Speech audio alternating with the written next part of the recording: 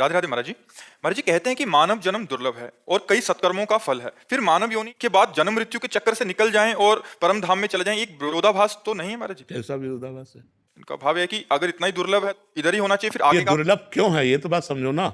देखो, बढ़ाग मानुष तन पावा, शुर दुर्लभ सद ग्रंथन गावा। तो आगे वाली बात तो पढ़ो ना। साधन धाम मोक्ष का द्वारा, पाए न जे परलोक सम्हारा। सो परत्र दुख पाई, सिर धुनि धुनि पछताए। काल ही करे ईश्वर ही मिथ्या दोष लगाए। पूरा जब हम बात पूरी पढ़ेंगे तब बात समझेगी। अगर पूरी बात रख दे तो विवाद नहीं होगा, पूरी बात में विवाद नहीं होता। जैसे आपके मन में प्रश्न है तो पूरी बात पढ़ा, इसलिए प्रश्न है। मनुष्य जन्म दुर्लभ इसलिए दुर्लभ हो मनुष्यो देहो देही नाम क्षण भंगुरा।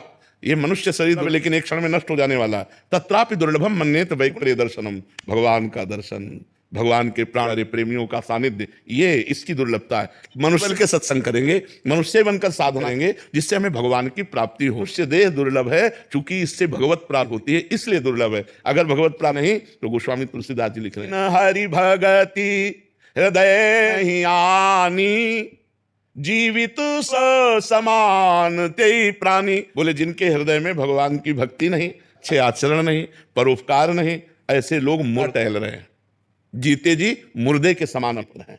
क्योंकि वही भोग वासना, वही पाप वासना, वही भगवान का चिंतन है, परोपकार की भावना है, सब में भगवत। तो मनुष्य जीवन की दुर्लभता हमें सुलभ हुई और मनुष्य जीवन मिला हो ये सब। तो अच्छा, मनुष्य जीवन में अगर जन्म ना हो तो आप बताओ कौन सी श्रेष्ठ बात है?